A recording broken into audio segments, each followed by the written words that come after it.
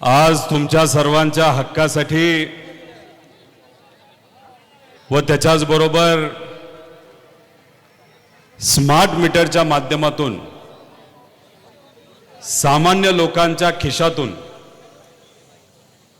तुमच्या सगळ्यांचा हक्काचा पैसा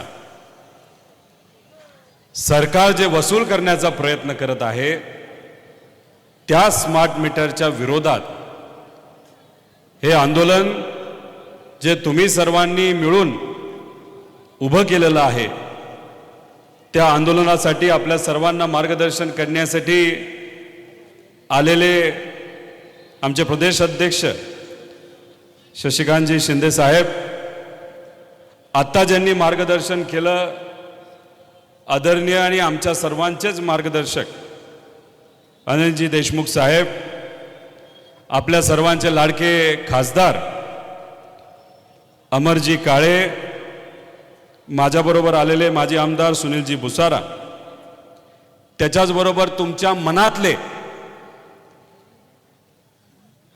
आणि 2029चे तुमच्या सर्वांचे लाडके आमदार अतुलजी वांदिले, रविकांतजी वरपे, सुनीलजी राऊत, नितेशजी कराळे सर, वर्षाताई, अनिल भाऊ असतील, सर्वच पदाधिकारी, तालुक्याचे सर्व पदाधिकारी, जिल्ह्याचे सर्व पदाधिकारी, पत्रकार व आवर्जून स्वतःच्या हक्कासाठी उपस्थित असणारे सर्व नागरिक बंधू आणि भगिनींनो, गेले किती दिवस पाऊस नाही झाला इथं? 20-21 दिवस तुम्ही सर्वजण तुमच्या हक्कासाठी इथं एकत्रित आला का नाही आला? मग कुणी आशीर्वाद दिला आज आपल्या सर्वांना? दिला का नाही दिला? मग कुठं ना कुठं तरी ही जी तुमची एकजूट आहे ना, ही अशीच आपल्याला कायम ठेवावी लागणार आहे. कारण का हे जे सरकार आहे ते गेंड्याच्या कातडीचं सरकार आहे, झोपायचं सोंग घेतलेलं सरकार आहे. यांना सामान्य लोकांचं काहीही पडलेलं नाही. त्यामुळे या सरकारला जाग करायचं असेल तर तुम्ही ज्या मोठ्या संख्येने इथं आलेला आहात अशाच पद्धतीने येत्या काळामध्ये आपल्या सर्वांच्या हक्कासाठी आपल्याला लढावं लागेल. लढणार का नाही लढणार? एकदा हात वर करून सांगा, आम्ही आमच्या हक्कासाठी लढणार. मग झालं. मग मला वाटत नाही काय अडचण आहे. काही दिवसांपूर्वी अतुल भाऊ मला भेटले. त्यांनी मला सांगितलं, आमच्या अध्यक्षांना सांगितलं, काळे साहेब तिथं होते आपले खासदार, की हा जो स्मार्ट मीटरचा प्रश्न आहे तो लोकांसाठी अतिशय महत्त्वाचा झालेला आहे. सामान्य लोकांकडनं वसुली केली जाते आणि स्मार्ट मीटर लावत असताना अधिकारी कोणाचंच तिथं ऐकत नाही असं मला त्यांनी सांगितलंय. खरे का? असं झालंय का आपल्या या तालुक्यामध्ये? अहो, हे फक्त आपल्या तालुक्यामध्ये हे झालेलं नाही, अख्ख्या राज्यात अशा पद्धतीने लूटमार सरकारच्या माध्यमातून केली जाते. मला माहित नाही सरकारकडनं तुम्हाला काय कारण दिली गेली. एक ऑडिओ तुम्हा सर्वांना देवेंद्र फडणवीस साहेबांचा मी ऐकवतो. हे जे काय स्मार्ट मीटर तुमच्या घरी लावलं जातंय ना, त्याच्यातून वसुली कशी केली जाते हे काही प्रमाणात तुम्हा सर्वांना कळेल. लावू का ऑडिओ? मागच्यांना विचारतो, लावू का? शकत नाही. आणि दुसरं, त्याला पेमेंट कसं होणार आहे? ही अशी सिस्टम नाही आहे की त्यांनी त्या ठिकाणी मीटर लावायचं आणि मग ते तुमच्या बिलात वसूल करायचं, असं नाहीये. सिस्टीम इम्प्रूव्हमेंट करता हे मीटर आपण लावतोय. त्यामुळे सिस्टीम इम्प्रूव्ह होऊन जेवढे अधिकचा महसूल प्राप्त होईल, म्हणजे समजा मागच्या वेळी त्या ठिकाणी जे काही आपलं बिलिंग झालं होतं, आपण जी काही वीज वापरली होती त्या वापरलेल्या विजेत आणि आता रिअलायझेशन मध्ये जेवढा फरक होईल त्या फरकातनं त्यांना पेमेंट मिळणार. त्याच्यामुळे हे काही त्यांना अपफ्रंट पेमेंट कुठलंही नाही. काय म्हणले देवेंद्र फडणवीस साहेब? आधी जेवढं बिल येत होतं आणि स्मार्ट मीटर लावल्यानंतर जेव्हा जे बिल वाढेल त्यातून या स्मार्ट मीटर कंपनीला पैसे मिळतील. बोलले का नाही बोलले? मग त्याचा अर्थ काय? आधी जर 100 रुपये बिल येत असेल, आधी जर 1000 रुपये बिल येत असेल, तर स्मार्ट मीटर लावल्यानंतर ते बिल वाढणार, असं अप्रत्यक्षपणे देवेंद्र फडणवीस साहेब स्वतः बोलले. 2024ला जेव्हा हे इलेक्शन आत्ताचं झालं विधानसभेचं, त्याच्या आधी अधिवेशनामध्ये बोलत असताना त्यांनी काय सांगितलं? आम्ही त्या गोष्टीचा विरोध केला होता, या सर्व नेत्यांनी विरोध केला होता. त्यावेळेस सांगत असताना त्यांनी सांगितलं की आम्ही काय करतो, तुमचा विरोध आहे, लोकांचा विरोध आहे, ठीक आहे, आम्ही स्मार्ट मीटर लोकांच्या घरी जाऊन तिथं लावणार नाही. आम्ही काय करतो, जे सरकारी कार्यालय आहेत, शासकीय कार्यालय आहेत, तिथं आम्ही पहिलं स्मार्ट मीटर लावतो. 5 वर्ष बघतो बिल वाढतंय का कमी होतंय, आणि 5 वर्ष बघितल्यानंतर मग आम्ही सामान्य लोकांच्या घरी जाऊन तिथं स्मार्ट मीटर लावेल. जसं इलेक्शन झालं त्याच्या दुसऱ्या दिवसापासून तुमच्या घरी येऊन अधिकारी काय सांगतात? स्मार्ट मीटर लावावंच लागेल. बरोबर का नाही? मग अधिवेशनामध्ये इलेक्शनच्या आधी तुम्ही बोलत असताना सांगता की आम्ही 5 वर्ष लावणार नाही, आधी आम्ही सरकारी शासकीय कार्यालयामध्ये लावतो, चालतंय नाही चालतं, रेट वाढतायत नाही वाढतं याचा अभ्यास करतो, मग लोकांच्या घरी तिथं आम्ही लावतो. पण इलेक्शन झाल्यानंतर, मतदान मिळाल्यानंतर, तुमचे आमदार तिथं निवडून आल्यानंतर, तुम्ही सत्तेत आल्यानंतर तुम्ही जर लोकांना विसरून जात असताल, लोकांना दिलेला शब्द विसरून जात असताल, हे आम्हाला चालणार नाही.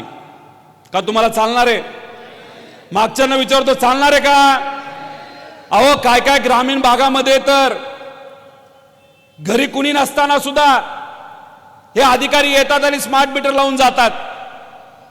काय महिलांनी आम्हाला सांगितले, पुरुष वर्ग घरी नसताना, आम्ही महिला एकट्या असताना सुद्धा अधिकारी येतात, दमदाटी करतात आणि स्मार्ट मीटर लावून जातात. झालं का असं? बऱ्याच ठिकाणी आम्हाला ऐकायला मिळालेलं आहे. आणि अशा अनेक उदाहरणं मी तुम्हाला देऊ शकतो की स्मार्ट मीटर लावल्यानंतर त्यांचं बिल तिथं वाढलेलं आहे. प्रत्येक जिल्ह्यात, प्रत्येक तालुक्यामध्ये अशा घटना तिथं घडलेल्या आहेत.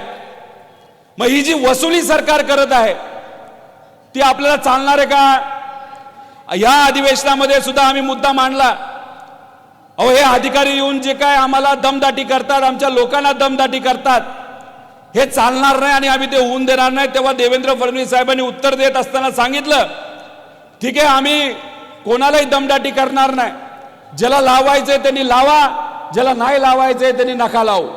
पण तरी सुद्धा जसं अधिवेशन होतंय लगेच अधिकाऱ्यांना सांगून टार्गेट दिलं गेले, आणि मग टार्गेट पूर्ण करण्याच्या नादामध्ये अधिकारी येतात आणि आपल्याला दमदाटी करून तिथं स्मार्ट मीटर लावतात. आणि स्मार्ट मीटर लावल्यानंतर रेट हे आपल्या सगळ्यांचे वाढलेले तुम्ही आणि आपण सगळ्यांनी बघितलेले आहेत. याच्यामध्ये काही मोठ्या कंपन्या आहेत, त्यांना तिथं कामं देण्यात आलेली आहेत. याच्यामध्ये जर आपण त्याचा अभ्यास केला तर जिल्हानिहाय तिथं ही कामं दिली गेली आहे. आता एक हैदराबादची कंपनी आहे, नागार्जुना कन्स्ट्रक्शन कंपनी. काय काम आहे त्याचं? कन्स्ट्रक्शन करायचं, रस्ते बांधायचे. त्या हैदराबादच्या कंपनीला तिथं नाशिक आणि जळगाव परिसर, लातूर परिसर, नांदेड, छत्रपती संभाजीनगर, अहिल्यानगर हा भाग दिला कन्स्ट्रक्शनच्या कंपनीला. त्यानंतर मॉन्टे कार्लो लिमिटेड गुजरात, ऐकलंय का? बघा, नागपूर शहर, नागपूर ग्रामीण, वर्धा, चंद्रपूर आणि गडचिरोली जिल्हा हे मॉन्टे कार्लो लिमिटेड कंपनी आहे. कुठली आहे? म्हणजे तुमचा हा भाग कोणाला दिलाय? गुजरातच्या कंपनीला. ऐकलं का नाही ऐकलं नाव? त्यानंतर जेनेसिस पॉवर इन्फ्रास्ट्रक्चर, अडाणी ग्रुप गुजरात, ह्या सगळ्यांना इथं कामं दिली गेली. आणि ही कामं पूर्ण करण्यासाठी टार्गेट किती केलं गेलं तर 27,000 कोटी रुपयाचं टार्गेट ह्याच्यासाठी ठेवलंय. अहो ग्रामीण भागामध्ये अजूनपर्यंत आम्हाला 3 फेज लाईट मिळत नाही. बऱ्याच वाड्या वस्त्या ज्या एकदम आतल्या भागात आहे तिथं सिंगल फेज अजूनपर्यंत आम्हाला लाईट मिळालेली नाही. तर 27,000 कोटी रुपये स्मार्ट मीटरवर खर्च करण्यापेक्षा प्रत्येक घरापर्यंत सिंगल फेज कशी पोहोचेल आम्हाला दिवसा लाईट कशी मिळेल आणि प्रत्येक शेतकऱ्याला 3 फेजची लाईट कशी मिळेल, यासाठी सरकारने हा खर्च करायला पाहिजे होता. हा खर्च तुम्ही त्याच्यासाठी करत नाही, पण फक्त मोठ्या कंपनीला पैसे मिळावेत, त्यांचा धंदा व्हावा आणि त्यातून या सरकारला कमिशन मिळावं, त्यातून यांना भ्रष्टाचार करता यावा, यासाठी यांनी हे स्मार्ट मीटरचं भूत आणलेलं आहे आपल्या महाराष्ट्र आणि देशामध्ये. हे तुमच्या हिताचं काहीच नाही. तुम्हाला माहिती आहे ईव्हीएम मशीन माहिती आहे का? काही लोकांचं म्हणणं आहे त्याच्यामध्ये गडबड करते हे सरकार. पूर्वी कसं मतदान करत होतो आपण? कागदावर करत होतो. त्याच्यामध्ये कुठं अशी गडबड करण्याचा चान्स होता का? मग आता काय आपण म्हणतो ईव्हीएम मध्ये गडबड करू शकतील का? कारण का ते इलेक्ट्रिक गोष्ट आहे. ते ठोका असतो, खोकं, म्हणजे ते वालं खोकं नाही, बटन दाबायचं खोकं. इलेक्शन केलं ना, मतदान केलं ना, त्या मशीन मध्ये जर इलेक्ट्रॉनिक असल्यामुळे गडबड केली जाऊ शकते. ते हे जे मशीन आता तुमच्या घरी लावले हे सुद्धा इलेक्ट्रिक मशीन आहे, ह्याच्यात गडबड होणार नाही का? अहो हे अख्खं मशीन त्यांच्या सेंट्रल कार्यालयाला जोडलेलं आहे.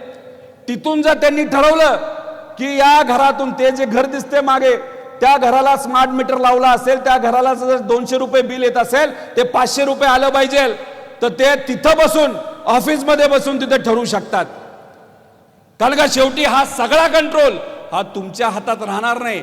हा सगळा कंट्रोल कुठं जाणार? तर या कंपनीच्या मालकांच्या हातामध्ये जाणार. आणि कंपनीला जर वाटलं आपल्याला नुकसान होतंय, तर कदाचित त्या मीटरला तिथून कंट्रोल करून तुमचं बिल इथं वाढू शकतं. जर आतापर्यंत 600चं बिल येत असेल आणि तुम्हाला 700-800चं बिल आलं असेल, तर ह्याच्यामध्ये नक्कीच काय ना काही ती गडबड आहे का नाही? का असंच हवेतून बिल वाढलं? हे मशीन लावण्यापासून अनेक ठिकाणी बिलं वाढलेलं आम्हाला सगळ्यांना माहिती आहे. मला माहित नाही तुमच्या तालुक्यात वाढलंय का? अहो पुण्यामध्ये आंबेगाव परिसरामधील एक ग्राहक आहे, 600 रुपये बिल येत होतं आणि हे मशीन लावल्यानंतर पहिल्याच महिन्यात किती बिल आलं माहिती आहे? 10,000 रुपये. त्यानंतर नागपूरमध्ये धरेंद्र नावाची एक व्यक्ती आहे, महिन्याचं बिल किती आलं त्याला? एका घराचं 4 लोक राहतात घरात, 70,000 रुपये. तिकडे कोकणात सुरेंद्र भाऊ म्हणून आहेत, घर बंद, कुणी राहत नाही, कामाला पुण्यामध्ये आलेत, घरी कुणी राहत नसताना सुद्धा त्यांच्या त्या न राहत्या घराचं बिल किती आलं माहिती? 5,000 ते 6,000 रुपये. कुणी राहत नाही तिथे, लाईट बंद, सगळं बंद, वायरी कापलेल्या आहेत, फक्त इलेक्ट्रिक जे तुमचं स्मार्ट मीटर आहे ते जोडलेलं तिथं होतं. मग अशा पद्धतीनं बिलं जर वाढली जात असतील, वाढवली जात असतील, तर हा पैसा कोणाचा आहे जे तुम्ही कष्टाने कमवता? कुणी शेती करतं, कुणी मजुरी करतं, छोटे मोठे व्यवसाय करतात, त्यातून जो पैसा आपण कमवतो तो कोणाचा आहे? सरकारचा आहे का आपला आहे? सरकारच्या बापाचा पैसा आहे का? मग हा तुमचा पैसा असेल आणि त्याच्यात स्मार्ट मीटर लावून तुमचाच पैसा हे सरकार लुटत असेल, तर हे आपल्याला चालणार आहे का? अहो हे सरकार इतका मोठ्या प्रमाणात भ्रष्टाचार करते, मोठे मोठे प्रोजेक्ट दाखवते आणि त्या प्रोजेक्ट मधून हजारो कोटी रुपये तिथं काढते. आणि मात्र आमच्या गरीबाकडनं सुद्धा जर अशा कंपनीला काम देऊन हे स्मार्ट मीटर लावून तुम्ही जर आमचे पैसे, आमच्या गरीबाचे पैसे तिथेही वसूल करणार असाल, तर हे आम्हाला चालणार नाही. खताच्या किमती वाढल्या का? तिथं तुमची वसुली सुरू झाली. मोदी साहेबांनी काय सांगितलं? तेलाचे भाव वाढलेत, तेल खाणं बंद करा. बरोबर? बस सोयाबीन उत्पादक शेतकरी या तालुक्यात, या भागामध्ये आहे का? गेल्या 6 वर्षामध्ये आपलं सोयाबीनचं जे भाव होते ते खर्चापेक्षा कमी असताना सरकारने एक शब्द काढला का की आमचे सोयाबीन उत्पादक शेतकरी आज बिचारे अडचणीत आहे, तर कृपा करून तेल जरा जास्त खावा, नाहीतर सोयाबीनचे भाव वाढावेत म्हणून आम्ही निर्यात केली, सोयाबीनचे भाव वाढावेत म्हणून शासनाकडनं एक चांगला कुठला तरी निर्णय आला. अहो 6 वर्ष झालं सोयाबीनचे भाव तिथं वाढले नाहीत आणि नुकसान कोणाला सोसावं लागलं? सरकारला का तुम्हाला? अहो तुरीचे भाव चांगले वाढायला लागले तेव्हा बाहेरून तूर आणली, कपाशीचे भाव वाढायला लागले तेव्हा बाहेरून कपाशी आणली, आणि मग आमच्या शेतकऱ्याला हक्काचा पैसा आता हातामध्ये मिळणार असं स्वप्न आमचे शेतकरी बघत होतं, तेव्हा सरकारकडनं तुमच्या सगळ्यांच्या विरोधात तिथं निर्णय घेतले. मग उत्पादन केलेल्या गोष्टींना आम्हाला भाव मिळत नाही आणि खताचे भाव तुम्ही वाढून ठेवलेत आणि आम्ही तिथं युरिया घ्यायला जातो तर लिंकिंग करतात. मग कुठं ना कुठं तरी सामान्य लोकांना अडचणीत आणण्याचा प्रयत्न हा सरकारकडनं केला जातो. पेट्रोलचे भाव वाढले का? डिझेलचे भाव वाढले का? सरकार म्हणलं का गरिबाला आज आर्थिक अडचण आलेली आहे, आमच्या शेतकऱ्याला आर्थिक अडचणी आलेल्या आहेत, मध्यम वर्गीयाला अडचणी आलेल्या आहेत, छोटे मोठे व्यावसायिक आज अडचणीत आलेले आहेत. मग सरकारच्या हातामध्ये असताना सुद्धा तेलाचे भाव तिथं कमी केले नाहीत, डायरेक्ट वाढवून टाकले. 100च्या पुढं पेट्रोल आणि डिझेलचे भाव गेले. बर पेट्रोल आणि डिझेल जे तुम्हाला घ्यावं लागतंय, कोण पैसे देत आहे त्याच्यासाठी? कोण देत आहे? सरकार देत आहे. त्यामुळे मग पेट्रोलचे भाव वाढले त्याला पैसे तुम्हाला द्यावं लागतात, डिझेलचे भाव वाढले त्याला पैसे तुम्हाला द्यावं लागतात, साखरेचे भाव वाढले त्याला पैसे तुम्हाला द्यावं लागतात. तिथं अजून काय गोष्टी तुम्हाला घ्यायच्या असतील, स्टील नाही तर घर बांधायचं असेल सिमेंट, त्याला तुम्हाला पैसे द्यावे लागतात. मग एका बाजूली आमच्याकडनं फक्त वसूल केलं जातं आणि हे वसूल सगळ्या गोष्टी करत असताना त्याच्यात तुम्ही स्मार्ट मीटर आणून त्याच्यातही तुम्ही वसुली करत असाल तर हे योग्य नाही, हे बरं नाही. हे गरिबाकडनं पैसा काढल्यासारखं आहे. बरेच शेतकरी इथं आलेले आहेत. तुमच्या सगळ्यांची मागणी होती कर्जमाफी व्हावी, होई का न? बरोबर का नाही? जेव्हा कर्जमाफीची योजना आणली ती फसवी आणली, त्याच्यामध्ये अनेक अटी टाकल्या जेणेकरून कोणालाच तिथं मदत मिळाली नाही पाहिजे असं कुठंतरी हेतू या सरकारचा होता. मग आपण विरोध केला, आपण आंदोलन केलं, आपण उपोषण केलं. या नेत्यांच्या मार्गदर्शनाखाली आपण तिथं रस्ता रोको केला. सरकारला सांगितलं की तुम्ही म्हणताय 55 लाख शेतकऱ्यांना तिथं मदत मिळू शकते, पण तुम्ही 1908 टाकली. रेग्युलर आमचे जे शेतकरी आहेत त्याच्यासाठी तुम्ही अटी टाकल्या. अशा भरमसाठ अटी जर तुम्ही आमच्या कर्जमाफीमध्ये टाकल्या असतील तर तिथं फक्त 10 ते 12 लाख शेतकऱ्यांना फायदा होईल आणि राहिलेले 38 लाख शेतकरी आमच्या अडचणीत येतील. शेतकऱ्याला तिथं अन्याय होत असताना आपण लढलो आणि या अहंकारी सरकारला आपण जमिनीवर आणलं, गुडघ्यावर आणलं आणि कर्जमाफीची फसवी योजना जी जाहीर केली होती त्याच्यामध्ये बदल करायला आपण या सरकारला भाग पाडलं. आणि आज आपण जर बघितलं तर या सरकारने जी फसवी योजना आणली होती ती बंद करून नवी योजना सरकारला आणायला लावली आणि 55 लाख शेतकऱ्यांना तिथं फायदा होणार आहे. पण 55 लाख शेतकऱ्याला फायदा होत असताना त्यासाठी तुम्ही आपण सर्वांनी मिळून लढला. पण आजपर्यंत गेल्या 2 महिन्यामध्ये सरकारकडनं किती लाख शेतकऱ्यांना मदत दिली? फक्त 6 लाख शेतकऱ्यांना. 55 लाख शेतकऱ्यांना मदत आपल्याला द्यायची असेल तर अजून 1 वर्षभर तिथं लागणार आहे. आम्हाला हाच तर प्रश्न सरकारला करायचा आहे. तुम्ही फसवी योजना आणली, त्यात तुम्ही अशा काय अटी टाकल्या ज्याच्यामध्ये शेतकऱ्याला सांगितलं होतं की तुला 50,000ची मदत पाहिजे असेल आणि तुझं 2 लाख कर्ज जर थकीत असेल तर पहिले 1.5 लाख रुपये भर, मग तुला 50,000ची मदत आणतो. आम्ही म्हणलं हे चालणार नाही, कर्जमाफी नाही, कर्ज वसुली आहे. आणि मग आंदोलन केल्यानंतर सरकारला त्या ठिकाणी गुडघ्यावर आणल्यानंतर त्यांनी मान्य केलं असलं तरी दुर्दैव असं आतापर्यंत फक्त 6 लाख शेतकऱ्यांना फायदा झाला. आपल्या या जिल्ह्याची काय परिस्थिती? कर्जमाफी झाली का? त्यामुळे या व्यासपीठावरनं तुमच्या सगळ्यांच्या उपस्थितीमध्ये सरकारला सांगतो, आमच्या सगळ्या नेत्यांच्या वतीने तुमच्या वतीने या सरकारला सांगतो, जर पुढच्या 15 दिवसामध्ये सरसकट 55 लाख शेतकऱ्यांना तुम्ही कर्जमाफी जे काय आमचं ठरलेलं आहे त्या पद्धतीने दिली नाही तर उद्या जाऊन परत एखादं मोठं आंदोलन जर करायचं झालं तर या आमच्या शेतकऱ्यांसाठी ते आम्ही आंदोलन करायला तयार. आल्या आल्या अनेक माता भगिनी दिसल्या. इलेक्शनच्या आधी तुम्हाला माहिती लाडकी बहीण योजना आणली होती. इलेक्शनच्या आधी 3-3 महिन्याचे पैसे ऍडव्हान्स मध्ये दिले का नाही दिले? तुम्हाला 2 महिन्याचे पैसे ऍडव्हान्स मध्ये दिले, 3 महिन्याचे पैसे ऍडव्हान्स मध्ये दिले. तुम्ही मतदान केलं, काय हरकत नाही, मतदान झालं. आम्ही म्हणत होतो आम्ही 3,000 रुपये देऊ, पण ठीक आहे 1,500 रुपये जे मिळत होते त्याच्यामध्ये काही महिला म्हणाले ठीक आहे भाजपला मतदान करून बघू उद्या काय होतंय. 2.5 कोटी महिलांची नावं हे योजनेमध्ये पूर्वी होती. आज माहिती किती नावं आहेत? 1,40,40,00,000. 1 कोटी महिलांची नावं या सरकारने लाडक्या बहीण योजनेमधून काढण्यात आली, काढून टाकली. फक्त काही भागामध्ये काही जिल्ह्यांमध्ये अजूनपर्यंत जिल्हा परिषदचे इलेक्शन बाकी आहेत म्हणून बाकीच्या महिलांची नावं अजून ठेवली आहेत. जशी जिल्हा परिषदची इलेक्शन संपतील हे राहिलेले 1.5 कोटी महिलांची सुद्धा कदाचित नावं ही काढली जातील. इथं उपस्थित असणारा किती महिला अशा आहेत की ज्यांची नावं आधी होती आणि आता नाहीत? असे किती आहेत? त्यांनी हात वर करा.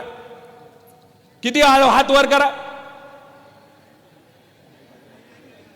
40% महिला आहेत तिथं. 1 कोटी महिलांची नावं कमी करी. यांना ऍडव्हान्स मध्ये पैसे इलेक्शनच्या आधी दिले, इलेक्शन झालं की हे विसरून गेले. दानाला बोनस देऊ असं सांगितलं इलेक्शनच्या आधी, इलेक्शन झाले की विसरून गेले. सर्व समाजाच्या जाती धर्मांच्या मुला मुलींना सांगितलं सारथी घ्या, महाज्योती घ्या, बार्टी घ्या, आदिवासी समाजाच्या योजना घ्या की तुम्हाला अजून पैसे वाढवून देऊ. इलेक्शन झालं वाऱ्यावर सोडून दिले या सगळ्या विद्यार्थ्यांना. हे असं सरकार आहे, हे फसवं सरकार आहे. यांना काय नाही पडलं, फक्त काय पडलंय ते इलेक्शन पडलंय. आपल्याला जिंकायचं आणि सत्तेत जाऊन बसायचं. आणि जी कुठली सरकारची योजना असेल त्याच्यामध्ये मोठ्या प्रमाणात भ्रष्टाचार तिथं करायचा. आता गेले 21 दिवस या भागामध्ये पाऊस नाही. पालकमंत्री किती वेळा आले आपल्या जिल्ह्यामध्ये? आले का मंत्री? आता काय पिकं हिरवी दिसतात, काय हरकत नाही. पण समजा इथं पाऊसच पडला नाही पुढच्या काही दिवसांमध्ये, आहे ते पीक आपल्या हातात राहणार आहे का? जर आहे ते पीक राहणार नसेल तर मग थंडीतलं जे आमचं पीक असेल, येणारं जे पीक असेल रब्बीचं, ते पण आम्हाला मिळणार नाही. म्हणजे खरीफ नाही, रब्बी नाही, मग शेतकऱ्यांनी जगायचं कसं? जर शेतकरी जगला नाही तर मजुरांनी जगायचं कसं? मग आज आमच्या या लोकांना ज्या अडचणी आहेत त्या समजून घेण्यासाठी तुमच्या जिल्ह्यामध्ये जर पालकमंत्रीच येत नसेल तर त्या पालकमंत्र्यांना, कोण आहे पालकमंत्री? त्या पालकमंत्र्यांना तुम्ही विचारायचं, तुम्ही पालकमंत्री काय लोणचं घालण्यासाठी झालाय का? इथं आम्हाला लाईटची अडचण आहे, ती समजून घेण्यासाठी तुम्हाला येता येत नाही. आमच्याकडे पाऊस नाही झाला, प्यायला पाणी नाही, शेतीला पाणी नाही, ते समजून घेण्यासाठी तुम्ही येत नाही.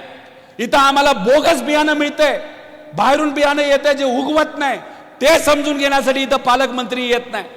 आमच्या लाईटच्या ज्या अडचणी आहेत, जे काय आमचं इथं स्मार्ट मीटरचा मुद्दा आहे, ते समजून घेण्यासाठी इथं पालकमंत्री येत नाही. त्यामुळे अशा पद्धतीने या सर्व नेत्यांना तुम्ही प्रश्न विचारले पाहिजे. सोशल मीडियावर आमची जेनजी लोक आहेत, मुलं आहेत, त्यांना मी विनंती करतो, प्रश्न तुम्हा आपल्या सगळ्यांना विचारावे लागतील. आमच्या माता भगिनींना सांगतो, हे प्रश्न आपण सुद्धा विचारले पाहिजे. शेतकऱ्याला, मजुराला, सर्वांनाच मी विनंती करतो. सरकार जर असंच वागत राहिलं तर गरिबाचं खूप मोठं नुकसान होणार आहे. श्रीमंताचं होणार नाही हो. श्रीमंताला कुठंतरी एखाद्या रस्त्याचं कॉन्ट्रॅक्ट मिळेल, श्रीमंताला तिथं लाईटचं कॉन्ट्रॅक्ट मिळेल, श्रीमंताला बिल्डिंगचं कॉन्ट्रॅक्ट मिळेल, श्रीमंताला लेबरचं कॉन्ट्रॅक्ट मिळेल. मग सगळं श्रीमंताचंच मिळणार असेल तर गरिबाच्या पोरांनी काय करायचं? आजच तुम्हाला माहिती आहे, अमरावतीमध्ये 3 मुलं दुर्दैवाने, लहान मुलं मृत्युमुखी पडले. श्रीमंताची पोरं होती का? कोणाची मुलं होती? गरिबाची पोरं होते. त्यामुळे जेव्हा केव्हा अशी एखादी अडचण येते तेव्हा गरिबाचीच पोरं दुर्दैवाने त्या ठिकाणी अडचणीत येत असतात. गेल्या 3 वर्षामध्ये या सरकारच्या काळामध्ये 5 वर्षाच्या खालील 44,000 मुलं ही मृत्युमुखी पडलीत आपल्या या महाराष्ट्रामध्ये. कुपोषण असेल, आजारपण असेल, डॉक्टरची सेवा नाही मिळाली म्हणून असेल, एखादा ऍक्सिडेंट झाला म्हणून असेल, एखादं हॉस्पिटलला आग लागली म्हणून असेल, 44,000 लहान मुलं जे 5 वयाच्या खाली आहेत, अशा लहान मुलांचा मृत्यू आपल्या या महाराष्ट्रामध्ये गेल्या 3 वर्षामध्ये झालाय. केली का चर्चा सरकारने या बाबतीत? केली का चर्चा या बाबतीत? गेल्या 3 महिन्यामध्ये आपल्या या जिल्ह्यामध्ये 30 ते 40 शेतकऱ्यांनी आत्महत्या केली. एका तरी शेतकऱ्याच्या घरी पालकमंत्री गेलाय का की बाबा काय अडचण होती, कपाशीचे भाव वाढले नाही, नको काळजी करू, आम्ही काहीतरी करतो. सोयाबीनचे भाव वाढत नाहीत, तुला अडचणी आहेत, काहीतरी आम्ही करतो. मुलांचं शिक्षण थांबावं लागलं, काळजी करू नको, काहीतरी आम्ही करू, स्कॉलरशिप देऊ. पण नाही, जेव्हा गरीबाला एखादी अडचण असते तेव्हा हे नेते येत नाहीत. पण इलेक्शन आलं की आश्वासन देण्यासाठी 100% इथं हे सगळे नेते येतात. बघितलं का नाही? ह्याच्या आधी इलेक्शनला हे सत्ताधारी आमदार नेते इथं येऊन मोठी मोठी भाषण केलं असेल आणि सांगितलं असेल आम्ही हे करू आम्ही ते करू, पण त्यांच्या त्या आश्वासनाला काय झालंय तर काय नाही, केराची टोपली त्यांनी त्या ठिकाणी दिलेली आहे. त्यामुळे तुम्हा आपल्या सगळ्यांना संघटित व्हावं लागेल. युवांनी दाखवून दिलं. युवांचा एखादा प्रश्न असेल, जर युवा सर्व एकत्रित आले तर या अहंकारी सरकारला गुडघ्यावर आणण्याची ताकद युवामध्ये आहे. हे दिल्लीला युवांनी दाखवून दिलेलं आहे. नीटचा पेपर फुटला, त्यासाठी अख्ख्या देशामध्ये एक मोठं आंदोलन उभं झालं आणि मग सरकारला एका मंत्र्याला घरी पाठवावं लागलं. अहो फक्त नीटचा पेपर फुटलाय असं नाही, स्पर्धा परीक्षेची काही मुलं इथं आली असतील. अहो तिथं स्पर्धा परीक्षेचा अनेक स्पर्धा परीक्षा ज्या सरकारच्या माध्यमातून MPSCच्या घेतल्या जातात त्यात पेपर फुटला, पोलिसाचा पेपर फुटला, त्याच्याबरोबर तलाठी भरतीमध्ये 3,000 कोटीचा भ्रष्टाचार झाला. मी बोलत होतो त्यावेळेस मंत्र्याच्या विरोधात, अहो भ्रष्टाचार झालाय, पैसे देऊन लोक तलाठी झालीत. मला शेतकऱ्याला विचारायचे, जेव्हा केव्हा तुम्हाला अडचण असते, अतिवृष्टी झाली, पाऊस कमी पडला, जर एखादं तुम्हाला तिथं सर्वे करायचा आहे तर तुम्ही कोणाकडे जाता? तलाठ्याकडे जाता. तलाठी जर 40 लाख रुपये घेऊन 40 लाख रुपये देऊन जर तलाठी झाला असेल तर ती तुमची कामं करणार आहे का? तो काय म्हणेल, थांब जरा 40 लाख देऊन मी तलाठी झालो, आधी मला पैसे वसूल करू दे, मग तुझी कामं बघतो. अशा पद्धतीने युवांचे ज्या परीक्षा दिल्या जातात, तुमची मुलं, कष्ट करायची मुलं, शेतकऱ्याची मुलं, मजुराची मुलं, मध्यमवर्गीयांची मुलं हे कष्ट करतात, अभ्यास करून आई वडिलांचं स्वप्न पूर्ण व्हावं, मी अधिकारी बनावं या हेतूतून बिचारे ठिकठिकाणी क्लासेसला जातात आणि पेपर द्यायला जेव्हा बसतात तेव्हा त्यांना कळतं दुर्दैवाने तिथं पेपर फुटलाय. मग काय करायचं सामान्य लोकांनी? आपल्या सर्वांना आता पर्याय राहिला नाही, आपल्याला रस्त्यावर यावं लागेल. आज तुमच्याशी बोलत असताना महाराष्ट्रातला तमाम आदिवासी वर्ग, युवा वर्ग आज रस्त्यावर आला, आंदोलन करतोय. तुमच्याकडे येत असताना थोडासा उशीर झाला, त्याचं कारण हेच आहे. नागपूर आणि परिसरातले युवा आदिवासी बंधू आणि भगिनी हे त्यांच्या हक्कासाठी आंदोलनात नागपूरला बसले होते, त्यांच्याशी चर्चा केली. काल मी पुण्यामध्ये काही आदिवासी बांधव तिथं उपोषणाला बसले होते, त्यांना भेटलो, त्यांच्याशी चर्चा केली. मंत्र्यांशी बोललो, मंत्र्यांना फोन करतो, त्यांच्याशी चर्चा करतो. मंत्री आम्हाला काय म्हणतात माहितीये? माझ्या हातामध्ये काहीच नाही. आणि मग तुमच्या हातामध्ये काहीच नाही तर मंत्री कशाला झालाय? काय खुर्ची गरम करण्यासाठी मंत्री झालाय का तुम्ही? आमच्या अडचणी सोडण्यासाठी तुम्ही मंत्री झाला असाल, काय झालं तरी म्हणता मुख्यमंत्र्याच्या हातात, मुख्यमंत्र्याच्या हातात. मग मुख्यमंत्र्याच्या हातामध्ये असेल तर मुख्यमंत्र्यांना बोलवा आणि आमच्या गरीबाच्या अडचणी त्या ठिकाणी लगेचच्या लगेच तिथं सुटल्या पाहिजे, अशी मागणी आम्ही त्या ठिकाणी करतो. पण यांना काय आहे की यांना शक्तीपीठ मार्ग करायचा आहे. मला माहित नाही या भागातून जातो का नाही जात, पलीकडच्या बाजूला जातो. 1,40,000 कोटीचा मार्ग आहे महाराष्ट्रामध्ये आणि उत्तर प्रदेशमध्ये. नॅशनल हायवे माहिती का तुम्हाला? नॅशनल हायवे माहिती ना? केंद्राची ती संस्था आहे, त्याच्यातून रस्ते केले 8 पदरी. किती? 8 पदरी हायवे केला. तो हायवे बांधायचा प्रति किलोमीटर 1 किलोमीटरला खर्च उत्तर प्रदेशमध्ये किती आला? 45 कोटी रुपये. हा शक्तीपीठ मार्ग जो केला जातोय त्याच्यामध्ये खर्च किती होतो माहितीये का? 6 पदरी रस्त्याला. 8 पदरी रस्ता मोठा का 6 पदरी मोठा? 8 पदरी. 8 पदरी रस्त्याला 45 कोटी रुपये.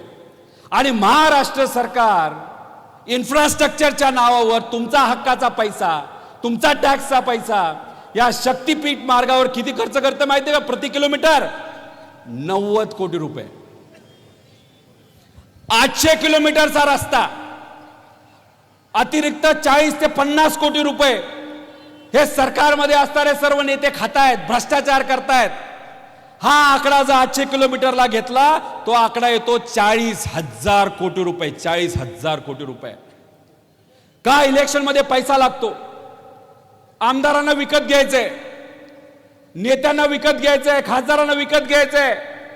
तुमच्या खासदारांना मानलं गेलं पाहिजे, हे अजून सुद्धा आपल्या विचाराबरोबर आहे, पुढे सुद्धा आपल्या विचाराबरोबर तिथे राहणार आहेत. हे अतुल भाऊ आणि आपले पदाधिकारी यांना सुद्धा पूर्वी फोन येऊन गेले, येऊन जा भाजपकडे, पण हे म्हणतात आम्ही शिवशाहू फुले आंबेडकरांच्या विचाराचे आहोत, आम्ही तुमच्याकडे येणार नाही, आम्ही लोकांसाठी रस्ता उतरून तिथं लढणार. मग हे 40,000 कोटी रुपये जे भ्रष्ट नेते खातायत, ते 40,000 रुपये खाण्यापेक्षा आमच्या या वर्धा जिल्ह्याला पाणी कसं मिळेल, आमच्या शेतकऱ्याला तिथं कुठेतरी चांगला भाव कसा मिळेल, ह्याच्यासाठी जर पैसा वापरला तर चांगलं मदत होईल का नाही होईल? पैसा हा गरिबासाठी वापरला गेला पाहिजे. इथं चांगल्या शिक्षण व्यवस्था यावे यासाठी वापरला गेला पाहिजे. इथं कॉलेज आलं पाहिजे, मेडिकल कॉलेज आलं पाहिजे, इथं चांगलं कुठेतरी हॉस्पिटल आलं पाहिजे, यासाठी तिथं पैसा हा वापरला गेला पाहिजे असं आमच्या सगळ्यांचं मत आहे. त्यामुळे आता शशिकांतजी शिंदे साहेब आपल्या सगळ्यांना मार्गदर्शन करतील. पण ही जी एकजूट आहे, ती एकजूट तुम्हा आपल्या सगळ्यांना अशीच कायम ठेवावं लागेल. उद्या जाऊन काही महिलांवर अन्याय झाला, गेल्या 2 वर्षामध्ये आपण जर बघितलं तर 50,000 पेक्षा जास्त महिलांवर तिथं रेप नाही तर त्यांच्यावर अन्याय झालेल्या घटना या महाराष्ट्रामध्ये घडल्यात. आपल्या महाराष्ट्रामध्ये जिथं पूर्वी महिलांना सेफ वाटत होतं, सुखरूप वाटत होतं, भीती वाटत नव्हती आपल्या महिलांना, माता भगिनींना, पण याच महाराष्ट्रामध्ये गेल्या वर्षभरात 2 वर्षभरात 50,000 पेक्षा जास्त महिलांवर अत्याचार झालेले आहेत. काय चाललंय? का लक्ष नाही या सरकारचं? का लक्ष नाही होम मिनिस्टरचं? का आमच्या माता भगिनींवर तिथं अत्याचार होतात? का आमच्या लहान पोरींवर अत्याचार होतात? कारण या सगळ्या नेत्यांचं लक्ष कुठे आहे? तर फक्त इलेक्शन मध्ये लक्ष आहे त्यांचं, तुमच्या अडचणीकडे लक्ष नाही. त्यामुळे या झोपलेल्या सरकारला जर आपल्याकडं लक्ष द्यायचं असेल, त्यांचं लक्ष आपल्याकडे वेधायचं असेल, आपल्याकडे आणायचं असेल, तर काय करावं लागणार आहे? काय करावं लागणार आहे? रस्त्यावर जर एखादा युवकावर अन्याय झाला तर रस्त्यावर यावं लागणार आहे. एका माता भगिनीवर अन्याय झाला तर रस्त्यावर यावं लागणार आहे. शेतकऱ्याला हमीभाव मिळत नसेल रस्त्यावर यावं लागणार आहे. दुष्काळ पडला आणि तिथं जर सरकारकडनं मदत केली जात नसेल रस्त्यावर यावं लागणार आहे. कुठल्याही समाजाच्या लोकांवर अन्याय झाला तर रस्त्यावर यावं लागणार आहे. आणि मी सांगतो, वातावरण बदलते, वारं बदललंय. 2 दिवसापूर्वी राहुल गांधीजी कुठे आले होते? पुण्याला. 30,000 महिला स्वतःहून तिथे आल्या. आणि तसाच कार्यक्रम भाजपचा हा नागपूरला घेतला. तिथं किती लोक होते मला माहित नाही, मला काय बोलायचं पण नाही. राहुल गांधींच्या कार्यक्रमाला स्वतःहून लोक जात होते आणि इथं भाजपच्या कार्यक्रमाला लोकांना आणलं गेलं होतं. आणि गर्दी होईल का नाही माहित नाही म्हणून तो क्रिकेटर कोण, टिळक शर्मा का वर्मा, काय टिळक वर्मा, त्याला तिथं बोलवलं. अहो लोक सुद्धा गोळा होत नाही आता भाजपला. त्यामुळे मी तुम्हाला सांगतोय, वातावरण बदलते. ही आता परिस्थिती असेल तर 2029 पर्यंत याच्यापेक्षा 10 पट वातावरण बदललेलं असेल आणि आपल्या विचाराचं सरकार आलं असेल. पण हे करत असताना कृपा करून विनंती, परत जर कुठल्याही व्यक्तीवर अन्याय होत असेल तर आपल्याला लढावं लागणार आहे. आणि अतुल भाऊ, मला सांगायचंय, एखादा MSEBचा अधिकारी आला तर त्याच्यावर काय करू नका, मारामारी करू नका, पण त्याला ठणकावून सांगा, हे जे आमची प्रॉपर्टी, हे आमचं घर, हे आमच्या मालकीचं आहे, सरकारच्या बापाचं नाही. त्यामुळे आमच्या घरी येऊन आम्हाला धमकी नका देऊ की आम्ही हे मीटर लावणारच. आम्हाला वाटलं तर आम्ही मीटर लावून घेणार, आम्हाला जर वाटलं मीटर नाही लावायचं तर आम्ही बस मीटर लावून द्यायचा नाही. आहे ना पूर्वी सरकारचा मीटर, ती बघा आणि बिल काय करायचं करा. आम्हाला हे इलेक्ट्रिक आणि काय स्मार्ट बीट मीटर नको. आमच्या पोरांना तुम्ही हाताला काम द्या, आमच्या अडचणी सोडवा, तेवढंच खूप झालं. त्यामुळे याच्या पुढं काही झालं तरी ज्या सरकारने शब्द दिलाय की आम्ही घरी येऊन कुठेही तिथं तुम्हाला त्रास देणार नाही, आम्ही तिथं तुमच्या इच्छेच्या विरोधात जाऊन तिथं मीटर लावणार नाही, हो आमची इच्छा आहे, आमच्या घरी मीटर लावू नका, आता कोणालाही तुम्ही आमच्या घरी पाठवू नका, हे तिथं तुम्ही निश्चय करा. आणि उद्या जाऊन कुठलाही अधिकारी आला त्याला प्रेमाने चहा देऊन, कॉफी देऊन, अजून काय पाजायचं पाजा, म्हणजे पाणी पाजा नाही तर काही पाजा, आणि विनंती करा आमच्याकडे येऊ नका, आमचं जुनं मीटरच आम्हाला बरे. ठरलं ना आपलं? ठरलं का? मग उद्या एखादं आंदोलन करायचं झालं तर अतुल भाऊ असतील, काळे साहेब असतील, आपले जे खासदार आहेत आणि आपले हे तुमच्या मनातले आमदार, उद्याचे आमदार, हे जेव्हा केव्हा तुम्हाला सांगतील तेव्हा आंदोलन ह्याच्यापेक्षा मोठं करायचं. तर त्यामुळे अधिकाऱ्यांना सांगतो, कलेक्टर साहेबांना सांगतो, पालकमंत्र्यांना सांगतो, इथल्या आमदारांना सांगतो, हे फक्त ट्रेलर आहे. जर उद्या जाऊन आमच्या या लोकांच्या घरी जाऊन तुम्ही अधिकाऱ्यांना पाठवून जर हे स्मार्ट मीटर लावलं ना, तर तुम्ही ठरवा 10 दिवस 15 दिवस महिना मोठा पिक्चर यांना दाखवून देऊ की हे घायला आले पाहिजे. एवढंच इथे या ठिकाणी सांगतो, थांबतो. जय हिंद, जय महाराष्ट्र, जय राष्ट्रवादी.